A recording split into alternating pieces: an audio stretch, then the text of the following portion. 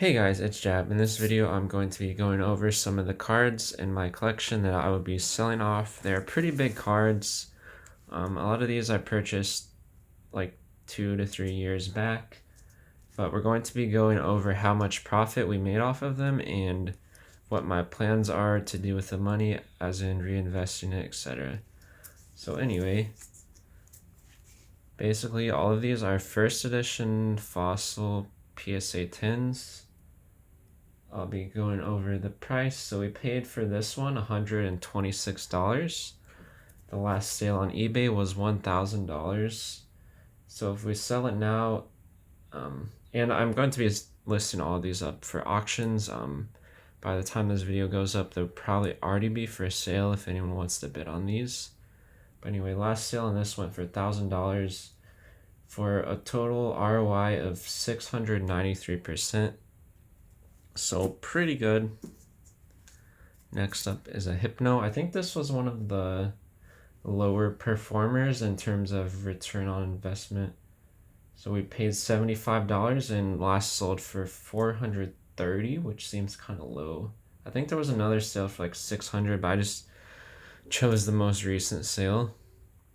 Yeah, these cards are beautiful. And the reason I'm getting rid of these cards is I want to work more towards my PSA 10 Dragonite Master Set.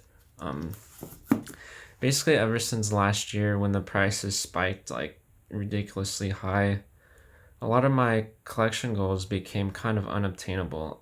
I was only even a few cards away from completing the full fossil set. Like I think I had all of the non-holos. I was only missing like the Lapras and Gengar and PSA 10, I believe, but I just didn't feel like shelling out thousands of dollars when for the rest of all the holos I paid like under $200.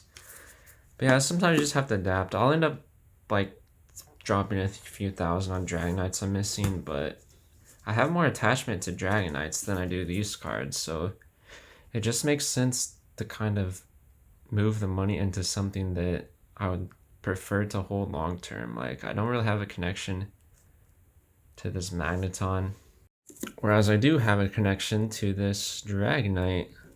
So like this one I would much rather hold for 10 years or whatever. And yeah, that's why I'm going to be cashing these out and buying some Dragonites that I need for my collection. I probably won't spend all the money towards Dragonites. I'll probably reinvest some of it into other products, maybe stocks, Bitcoin, whatever. But this card we paid $85 for, and the last sale on eBay was $750. So that was a total return on investment of 782%. So this was actually one of the better performers, even though it's like not a very popular Pokemon.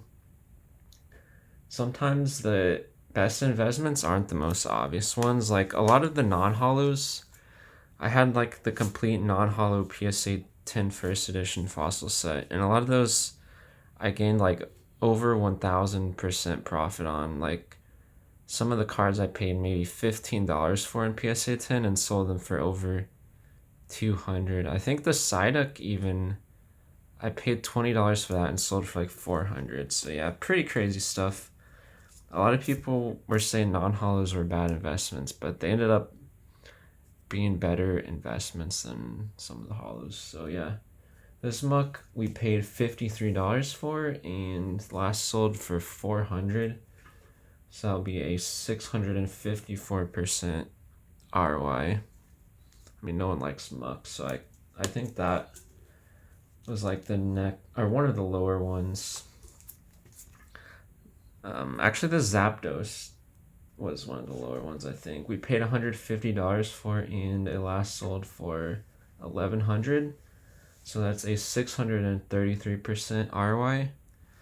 These Zapdos are actually really easy to grade. I opened one myself at some point and graded a PSA 10. I have that video posted on the channel if you want to watch it. You probably have to scroll down a bit. But yeah, I don't remember how much I sold that one for. A lot less than $1,100, I can tell you that much. Next up, we have a Haunter. We paid $85 for this one, and it last sold for $750. So that's a 782% ROI. And yeah, like compare these returns to just investing in like SP 500 index fund, which returns what, like 7 to 10% a year. We're getting like multiple hundreds of percent a year, but yeah, who knows? These cards might not always go up crazy high like they have been. I think a lot of these cards still have tons of room for growth, but the percentage gains will be smaller the higher it gets, basically. So like it's easier to gain really crazy percents on like a $20 card as opposed to like a $1,000 to $2,000 card, if that makes sense. Yeah, anyway, we paid $80 for this one, and it last sold for $1,200. So this was actually the best performer of all these cards I'll be showing today. That is a 1,400% return. Pretty crazy for a Ditto. It is a cool card though, really unique background. Love the art on that one. And next up is an Aerodactyl. We paid $150 for. So this is actually one of the more expensive cards we bought. And it last sold for $1,250, which makes sense. It's more expensive now, it's more expensive back then. So that's a ROI of 733%. So total, with all of these cards together, we paid $804, which, like, I know you guys that probably, a lot of you probably just got into the hobby recently. You're probably thinking that's a ridiculously low price. And yeah, you're right. Everything was cheap back then, but it felt expensive relatively to like where the hobby was at. The hobby hadn't matured as much, wasn't as much demand, so prices were much lower. But yet, obviously things have changed a ton since then, so you kind of just have to accept the market for what it is now. Like, a lot of people still be buying cards at these prices. You can't really get stuck in having like the old price history in your head. You have to kind of just adapt, move on, change your collection goals if you have to, which is what I will be doing. I pretty much sold off the majority of the fossil cards I had now. I loved collecting it back when I picked up most of this stuff, but it's time to move on, pick up a few of the Dragon Knights and PSA 10 I need, and I'll probably be much happier then. Like, I love these cards, but I love Dragon Knights more. So yeah, if we sell all of these at last sale price, we probably won't get exactly the last sale price. I might get lower prices on some of them. Since I'm doing auctions sometimes sell a bit lower. I mean, sometimes a bit higher, but not always.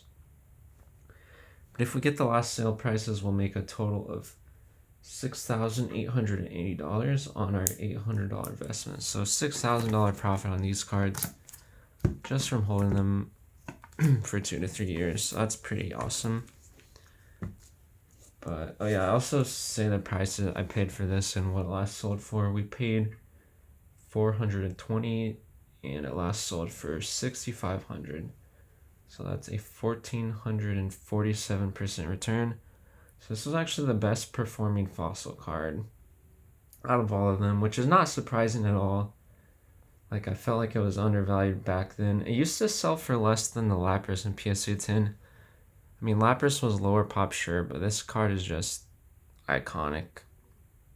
First appearance of Dragonite. Nice rainbow background. What more can you say? So yeah, total on all these fossil cards. Also had the Moltres and the Articuno in 10, but I've sold those off already. Those were great gainers. Like, I paid $150 each and sold them over 1K, like around 1,500-ish, I think. But the Articuno has gone in way more up since then, but it is what it is.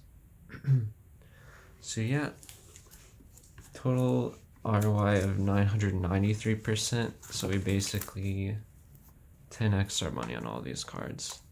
But yeah, anyway, if you want to pick up any of these except the Dragonite, I have auctions up on eBay currently.